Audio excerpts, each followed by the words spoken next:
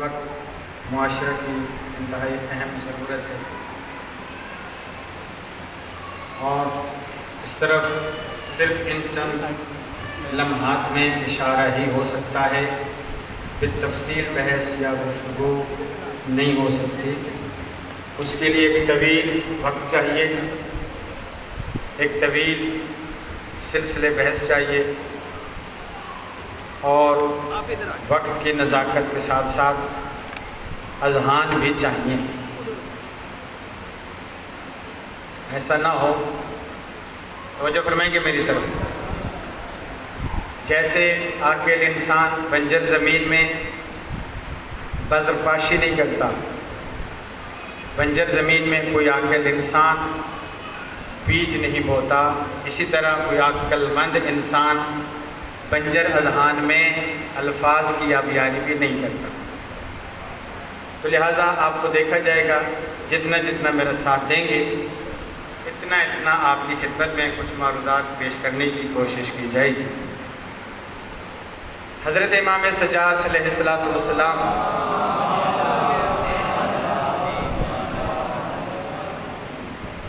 आपके अलकाब काफ़ी ज़्यादा हैं, मुतअद्दिद आपके अलकाबात हैं जो तारीख़ में दर्ज हैं, ज़िक्र हैं। आपका इस्म गिरामी अली है, इस्म गिरामी जो है मौला का वो अली है, अली इब्नुल हुसैन अलैहिस्सलातु वस्सलाम। मारूफ तरीन और मारकतुल आराज जो आपके अलकाब ताहिरा हैं, जो हर ख़ास व आम जिन से आगाह है, बल्कि दुश्मन भी आगाह है, वो दो अलकाब हैं, वो दो लक़ब हैं, सैयदुस साजिदीन व ज़ैनुल आबिदीन।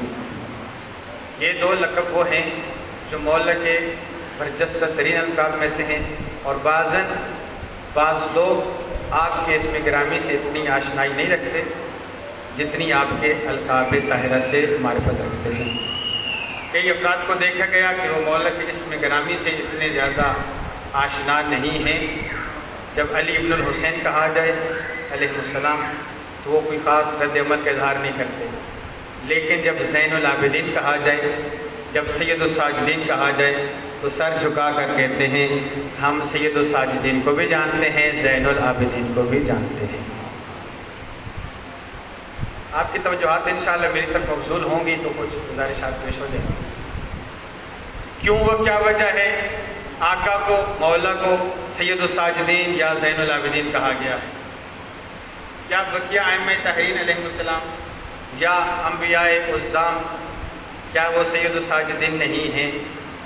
क्या वो इबादत गुज़ारों की ज़ीनत नहीं हैं? क्या वो इबादत नहीं करते थे? क्या वो सजदे नहीं करते थे? यकीनन जवाब यही है कि वो भी सजदे करते थे, वो भी इबादत गुज़ारों की ज़ीनत हैं।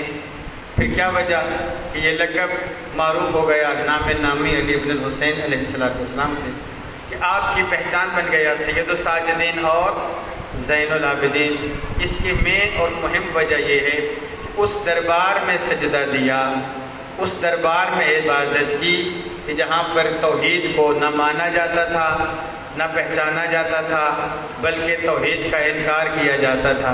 वहाँ पर कड़ियों पर सर रख कर, कड़ियों पर अपनी पेशानी मुक़द्दस रख कर ये फरमाया, इलाही ऐ मेरे माबूद, ऐ मेरे मालिक, इस हाल में भी अगर कोई सजदे के लायक है तो तेरी ज़ात है, अगर जिसकी इबादत की जा सकती है तो तेरी ज़ात है। लोग दंग रह गए, लोग परेशान हो गए कि ये क्या माजरा है, तुरफ़े तमाशा है, लोग इसका तमाशा देखने आए हैं, लोग इसका तमस्खुर करने आए हैं, लोग इसकी मजाक उड़ाने आए हैं, लोग इसको देखने के लिए तरस रहे हैं कि देखें क्या तमाशा बनता है। लेकिन ये कैसा इबादत गुजार है, इतनी बड़ी भीड़ में, इतने बड़े रश में, इतने बड़े शुलूक में लोगों से गाफिल होकर लोगों की तरफ तवज्जो ही नहीं है, अफराद की तरफ असर मुतवज्जे ही नहीं है। अगर तवज्जो है तो माबूद हक की तरफ, अगर तवज्जो है तो माबूद इलाही की तरफ। और बंदा हैरान रह गया, बूढ़ा शख्स है, शामी है, कहते तू कैसा इंसान है, लोग तुझे पत्थर मारते हैं, तू अल्लाह का शुक्र अदा करता है।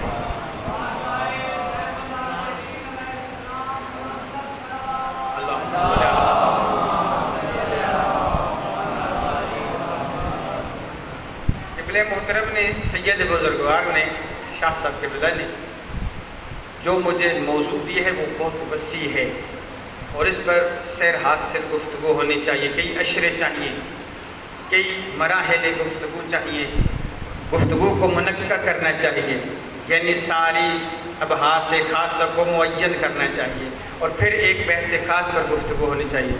میں اگر ان کی بات کروں تو کئی گھنٹے گزر جائیں گے, لیکن میں صرف یہ بتانا چاہتا ہوں کہ زین العابدین کب بنے, سید الساجدین کب بنے اور کب آپ کو زین العابدین کہا گیا اور آپ کا نام نامی اسی نام مبارک سے معروف ہو گیا کہ جب ایک شخص اس منبر پر بیٹھ کر یہ کہہ رہا تھا نہ کوئی وحی ہے, نہ کوئی خدا ہے, نہ کوئی قرآن ہے, نہ دین ہے, نہ مذہب ہے, نہ مسلک ہے, یہ تو بنی ہاشم کا ڈھونگ ہے, یہ تو بنی ہاشم کا کھیل تماشا ہے. اس وقت نہ تلوار اٹھائی, نہ نیزہ اٹھایا, نہ تیر اٹھایا, اگر کاٹ کی ہے تو سید الساجدین کے سجدے نے کاٹ کی ہے. سجدہ کر کے فرمایا تیرے دربار میں اس معبود برحق کو سجدہ کر کے بتاؤں گا اور در و دیوار سے جب آواز آئے گی الہی تو ہی عبادت کے لائق ہے, تیرے ہی سامنے مخلوقات جھکتی ہیں, تو پھر تو کہہ نہ کہے بلکہ کائنات کا ذرہ کہے گا جو سید الساجدین کہہ رہا ہے وہ حق ہے, جو تو کہہ رہا ہے وہ باطل ہے. اور اس بات تک آنے کے لیے بھی آغا یہ کئی مقدمات کی ضرورت ہے. میں صرف ایک مقدمات کروں گا اور اپنی بحث پر آنا چاہتا ہوں, اور وہ یہ ہے, کوئی مذاق نہیں ہے میری ویڈیو آپ بنا رہے ہیں اور میری باتیں آپ بالکل ذوق دل سے تحریر فرمائیے گا. یہ کوئی مذاق نہیں ہے کہ ممبر پہ بیٹھ کر عام بندہ بھی نہیں, ہم شخص بھی نہیں ہیں, بلکہ عہدے بظاہر توجہ فرمائیں گے جملے کی طرف خلافت کے عہدے پہ فائز ہے. بظاہر اس ممبر پہ بیٹھا ہے جو رسالت ماب کا ممبر ہے, بظاہر کلمہ گو ہے, نماز روزہ تمام احکام دینیہ پہ عمل کرتا ہے, اسی خانہ کعبہ کی طرف رخ کر کے نماز بھی پڑھتا ہے, اسلام کے تمام احکام کو مانتا ہے بظاہر. پھر کیا وجہ ہے, پھر کیا علت پیش ہے, کیا اسباب بنے کہ پھر بھی انکار کر رہا ہے اور سامنے بیٹھنے والے مخاطبین بجائے اس کے کہ کہیں کہ تو جھوٹ بول رہا ہے, تو غلط کہہ رہا ہے, اس کو داد تحسین پیش کر رہے ہیں, اس کو ستائش کر رہے ہیں, اس کی تعریف کر رہے ہیں. آخر کیا وجہ بنی کہ مرحلہ اس مقام پہ آ گیا کہ مسلمانوں کے سامنے ان کے دین کا مذاق اڑایا جا رہا ہے, ان کے دین کا انکار کیا جا رہا ہے, اور بجائے اس کے کہ وہ دفاع کریں اور دفاعیہ الفاظ کہیں اس کے ہم کلام ہو رہے ہیں, اس کی زبان کے ساتھ اس کے ساتھ بالکل متصل ہیں, اتفاق کا اظہار کر رہے ہیں, جس کے پیچھے 50 سالہ محنت ہے. یہی میرا مقدمہ ہے, جس پر اگر آپ توجہ فرمائیں تو انشاءاللہ اگلے جملے آپ کو سمجھ آئیں گے. ورنہ اس وقت صحابہ بھی موجود تھے, صحابہ اکرام موجود تھے اس وقت, تابعین اور تبع تابعین کی بھرمار تھی, محدثین متکلمین جو نامی گرامی متکلمین موجود تھے, لیکن کسی کی میں جرت نہیں تھی کہ وہ کہے کہ تو غلط کہہ رہا ہے, تو جھوٹ بول رہا ہے, یہ تیری بات غلط ہے. کیوں؟ زمینہ فراہم کر دیا گیا تھا. اس بات کو ذرا غور سے سماعت فرمائیں گے. یہ وجہ یہ تھی کہ 50 سال, اب میں اس بات کو زیادہ کھولوں تو کہیں کچھ افراد ناراض نہ ہو جائیں, ناراض کرنا مقصود نہیں ہے, اس لیے میں صرف اشارے سے گزروں گا. آپ تاریخ اسلام پڑھیے, تاریخ اسلام کا مطالعہ کیجئے, آپ خود ملاحظہ فرمائیے گا کہ بعد از نبی مکرم, میں پردے سے گزروں گا, آپ نے خود بات کو سمجھنا ہے, بعد از رحلت حسرت آیات رسالت ماب امت مسلمہ کا جتنے بڑے مراکز تھے, کوفہ تھا, بصرہ تھا, یا وہ مدینہ تھا, یا وہ مکہ تھا, طائف تھا, جتنے مراکز دینیہ تھے اسلام کے. اگر آپ دیکھیے گا تو آپ خود ملاحظہ فرمائیے گا کہ بعد از رحلت نبی مکرم ہر گورنر کو تبدیل کیا گیا ہے مختلف بہانوں سے.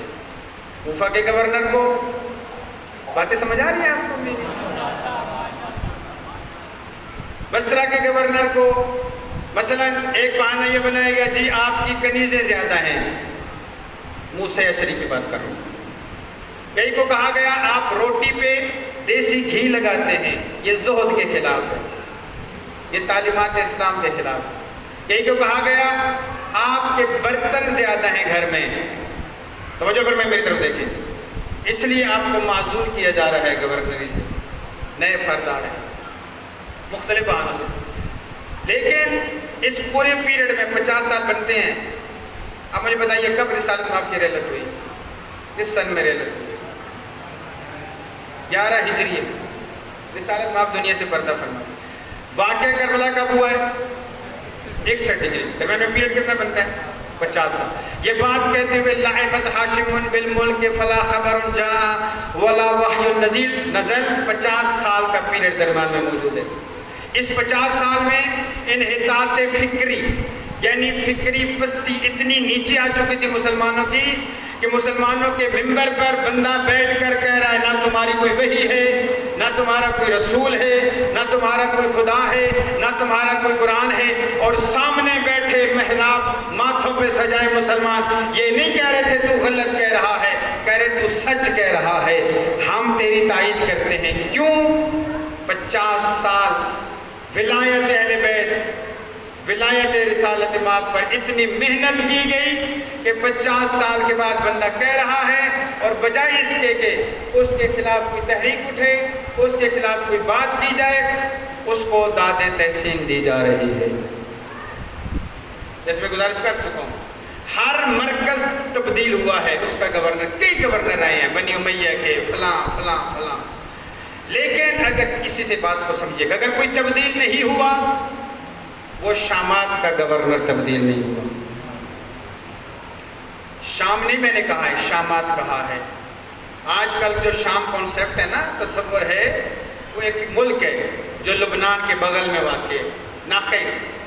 میں عرض کروں شامات اس وقت کے 50 ممالک جو اپنا انڈیپینڈنٹ کنٹری ہے، ملک ہے، آزاد ملک ہے، اس وقت کے شام کی حدود میں داخل تھا، شامل تھا. روم سے لے کر، روم کی سرحد سے لے کر اس سرحد جزیرت العرب تک شامات کی سرحدیں ملتی تھیں.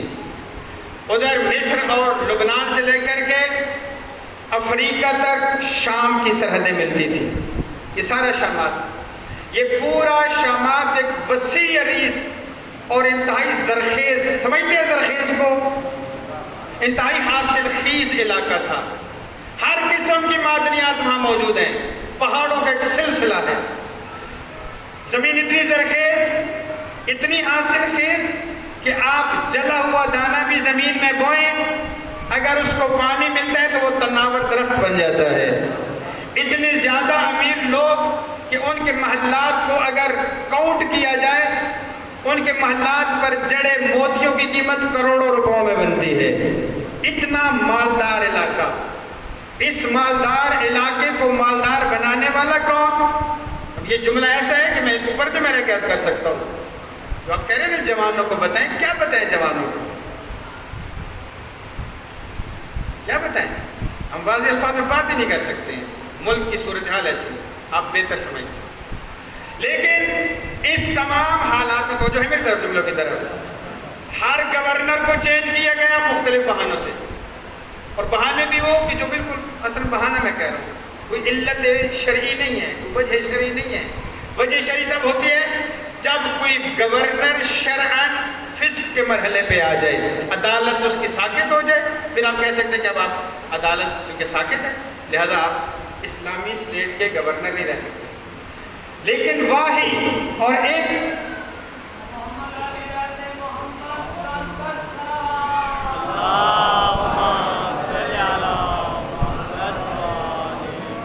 آپ جتنا میرے منہ کے قریب کریں گے بات سمجھ نہیں آئے.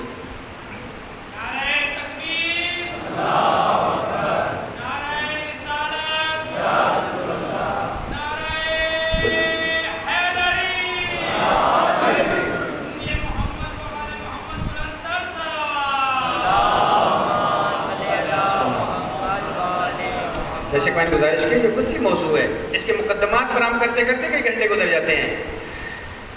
اسٹیٹ آف اسلام، اسلامی اسٹیٹ کہ جتنے مراکز ہیں کہیں پر وہ گورنر بھائی اس نے یہ خلاف کام کیا ہے، ہماری مرضی کے خلاف کام کیا ہے، میں اس کو واضح زیادہ نہیں کر سکتا، نہیں کھول سکتا، ہماری مرضی کے خلاف، بس اس کو تبدیل کر دیا جائے۔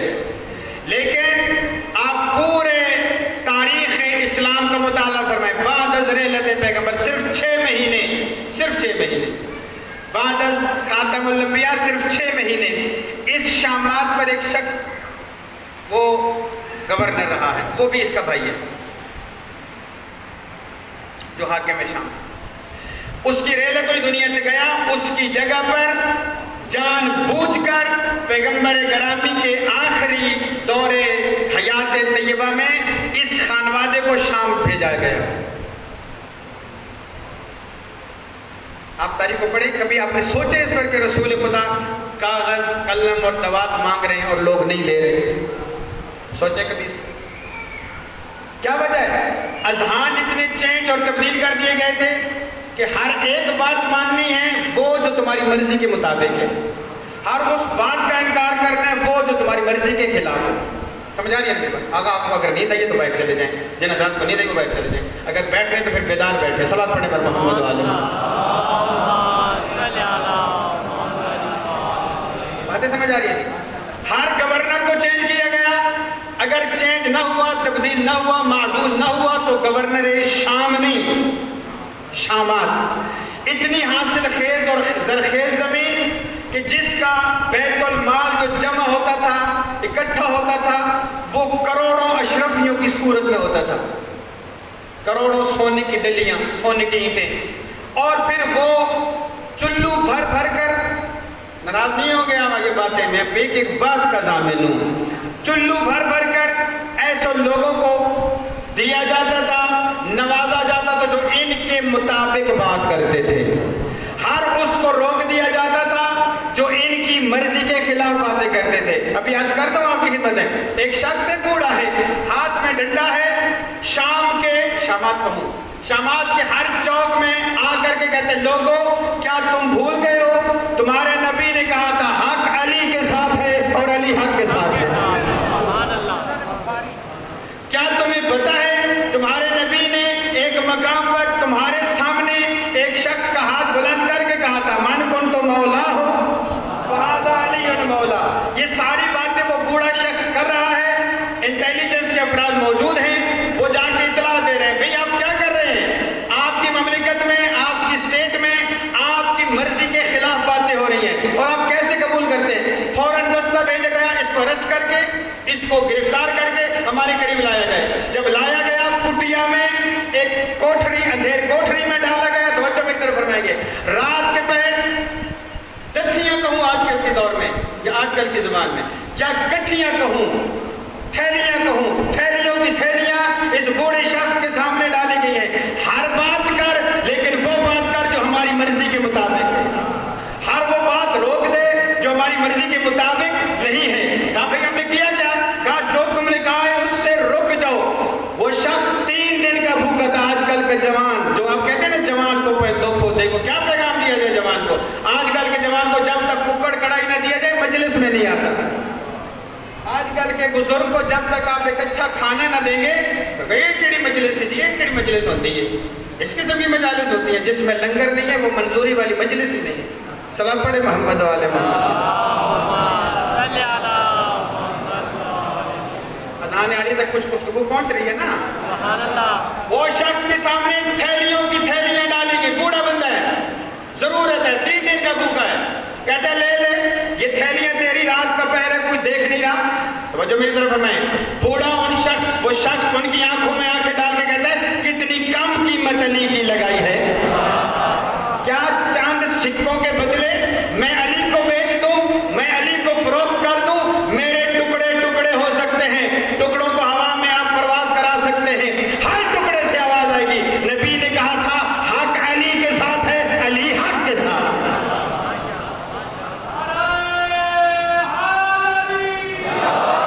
میرا آپ سے کوئی نہ صلوات کا مطالبہ ہے،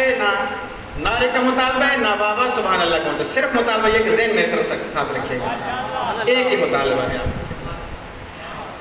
کہا تو یار مہربانی کر یہ لے لے، توجہ ہے میری طرف۔ آقا لقمہ حرام کا اثر آپ کو پتہ کیا ہوتا ہے؟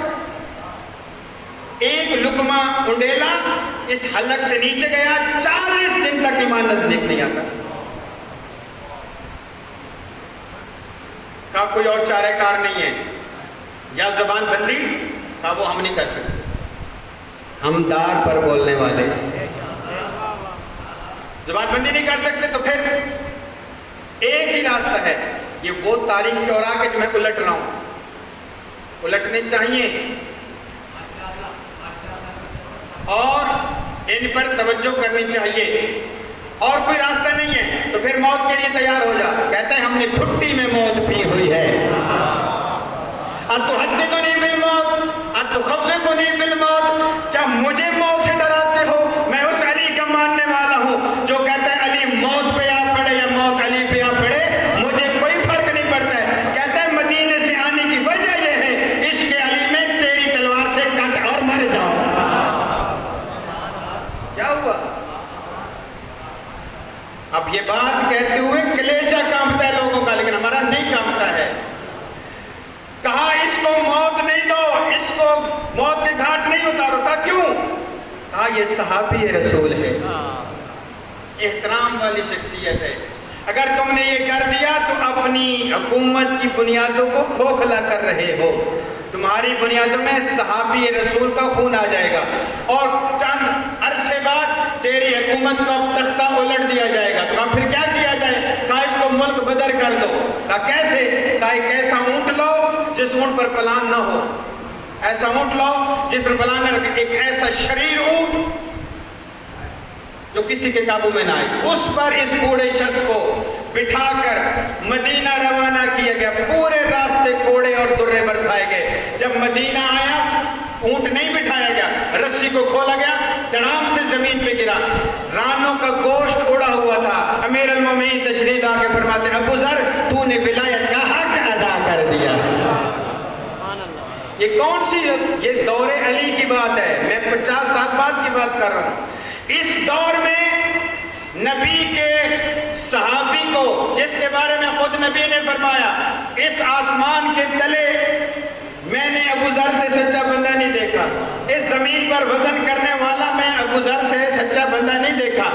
ان حالات میں جب صحابہ موجود ہیں، ایک صحابی کو زد و کوب دیا جا رہا ہے، ایک صحابی کو بدترین شکنجے کا سوال ٹارچر کا شکار کیا جا رہا ہے، اور مسلمانوں کے کانوں تک جوں نہیں رینگتی ہے۔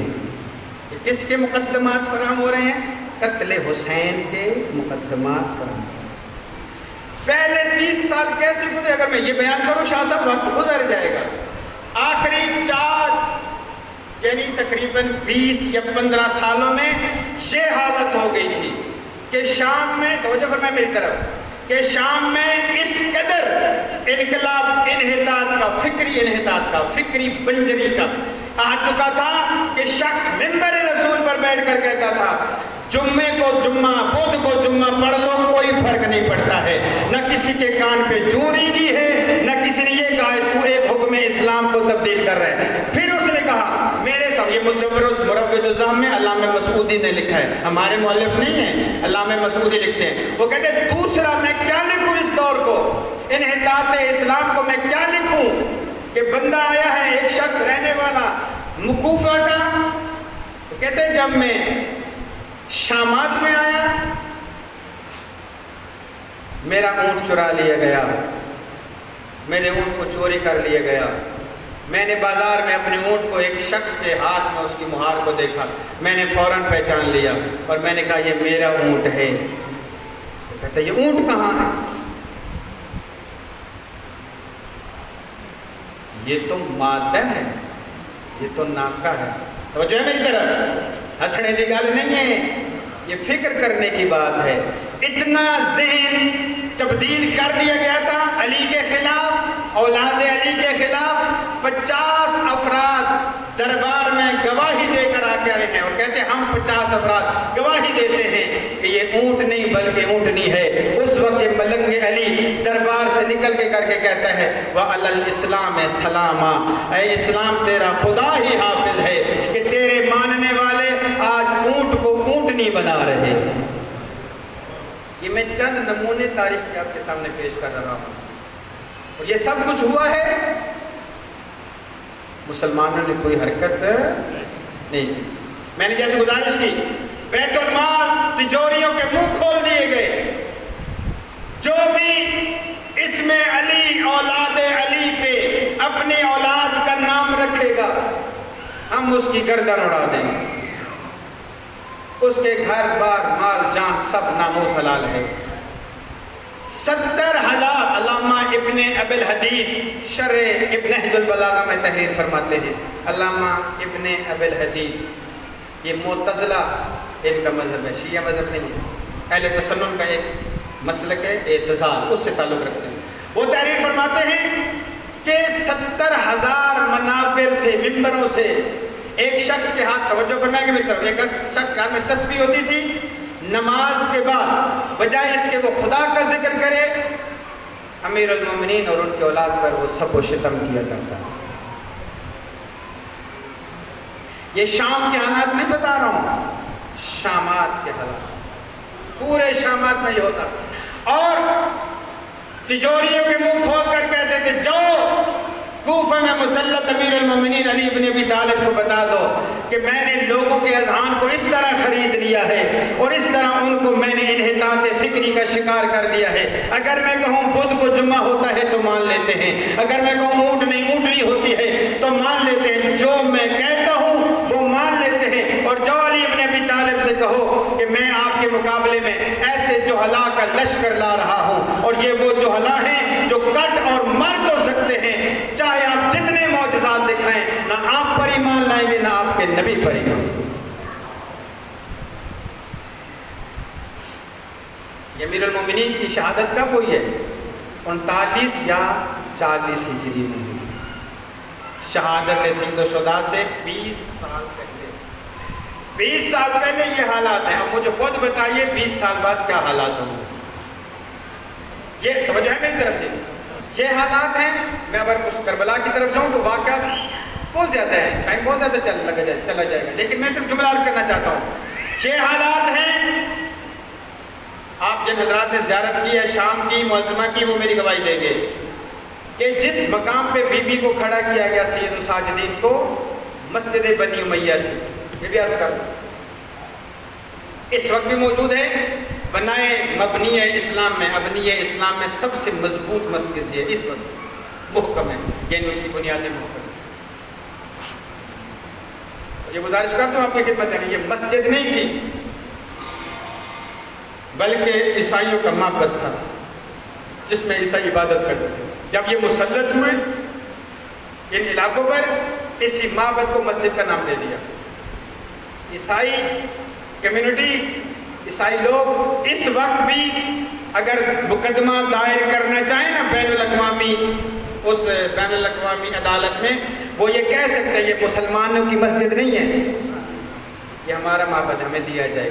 اور آپ کے پاس کوئی جواز نہیں ہے. آپ دیکھیے اس مسجد اتنی بڑی مسجد ہے جس میں لاکھوں افراد آ سکتے ہیں. وہ مسجد کھچا کھچ بھری ہوئی تھی جس میں دل دھرنے کی جگہ نہیں تھی.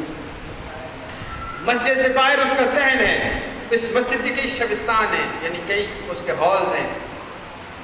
ہر ہال اس وقت بھرا ہوا تھا.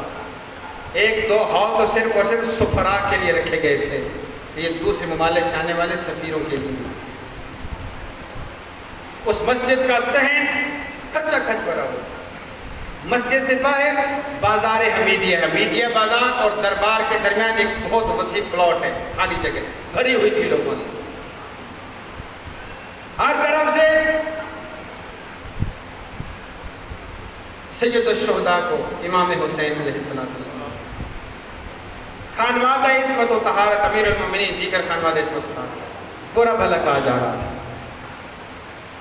ہر طرف سے پتھروں کی بارش ہو رہی ہے.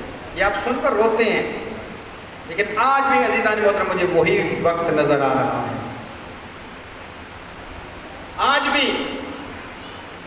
سنگباری ہو رہی ہے آپ کے عقائد پر.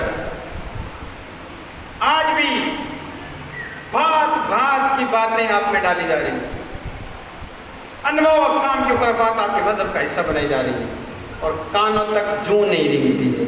یہ سنت ہے بنی امیہ کی.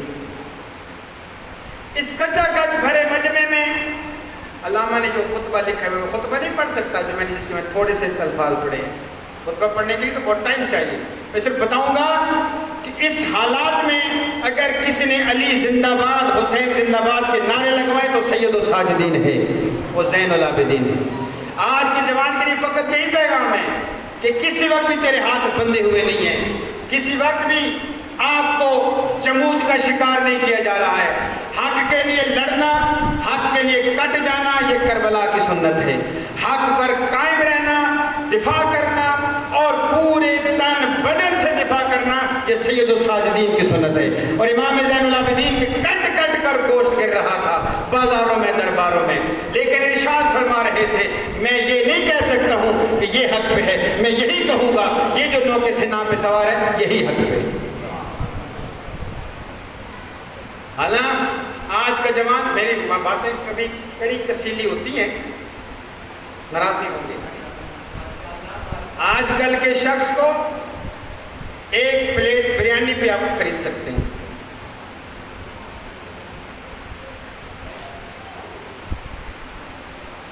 آپ کریں گے. اس بھرے ہوئے مجمع میں اگر کسی نے قرآن کو زندہ کیا ہے, توحید کو زندہ کیا ہے, رسالت کو زندہ کیا ہے تو سید الساجدین ہے. علامہ, میں آپ کتابوں کے حوالے لے دیتا ہوں. صاحب اللہوف سید ابن طاؤس علیہ رحمہ, جناب لوط بن محنف جسے مقتل ابی محنف کہا جاتا ہے, یہ سید الشہداء کی شہادت کے بعد سب سے پہلا مقتل لکھا گیا ہے.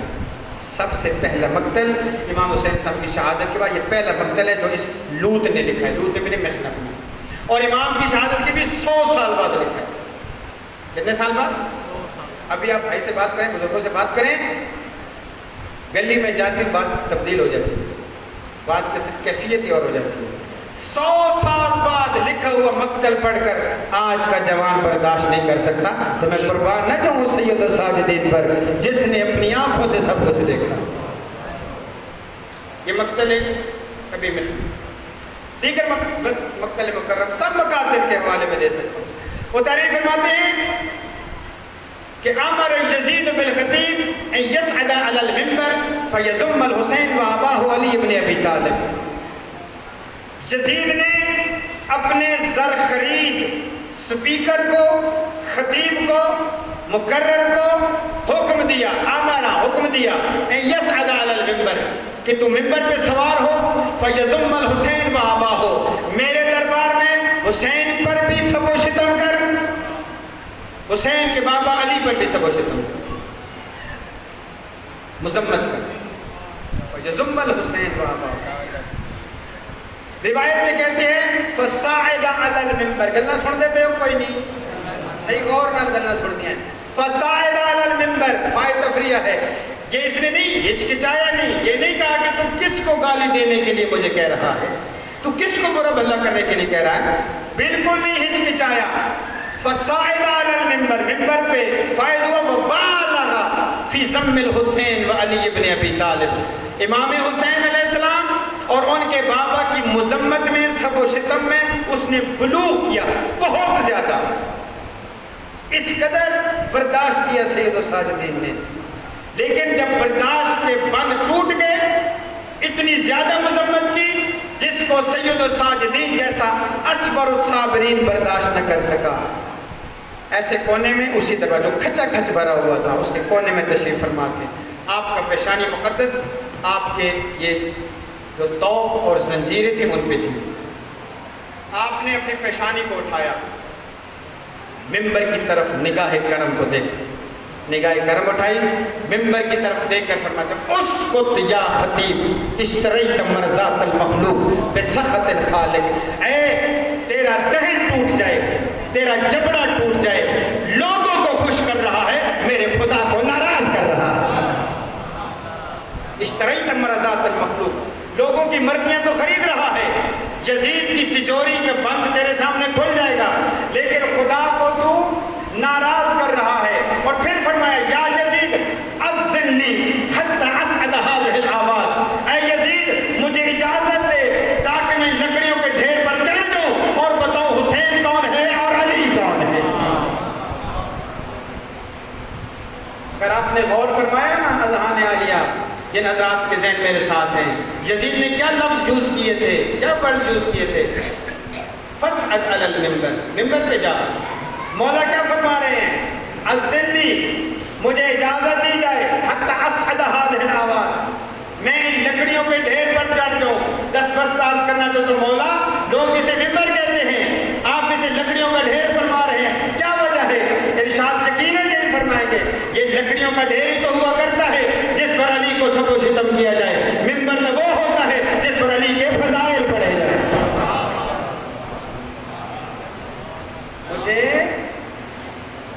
میں آپ کے سامنے خطابت نہیں کر رہا ہوں، حقائق کی تاریخ بیان کر رہا ہوں۔ خطابت اور ہوتی ہے، میں تو کچھ پیغام لے کر کے آیا آپ کی خدمت میں۔ کہتے ہیں فَأَبَا يَزِيدُ عَنْ ذَلِكَ، فَأَبَا يَزِيدُ عَنْ ذَلِكَ، یزید نے انکار کر دیا، نہیں آپ نہیں جا سکتے۔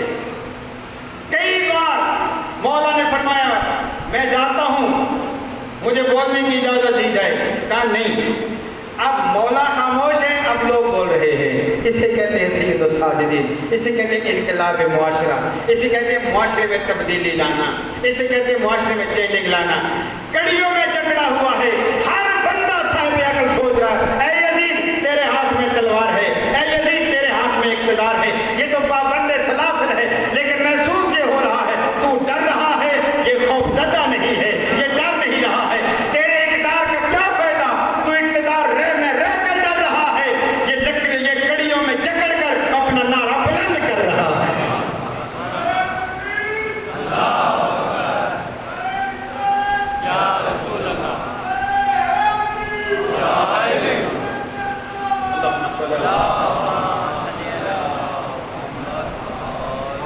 تو سمجھ آ جائے کو کیا فرمایا؟ اذنلی، اب میں جاتا ہوں۔ سید الساجدین اس مجاہد کو کہا جاتا ہے جو تیر اور تلوار سے نہیں بلکہ زبان کی کاٹ سے جہاد کرتا ہے، اور زبان کی کاٹ سے دشمن کے کلیجے کو چیر کر کے رکھ دیتا ہے۔ بار بار جب لوگوں نے کہا یا یزید اذن ہو حتی نسمع منہ بلاغت الحجاز و فصاحت الحجاز، اس لفظ کو کھولو، واللہ یہ بھیجنا چاہیے۔ لوگوں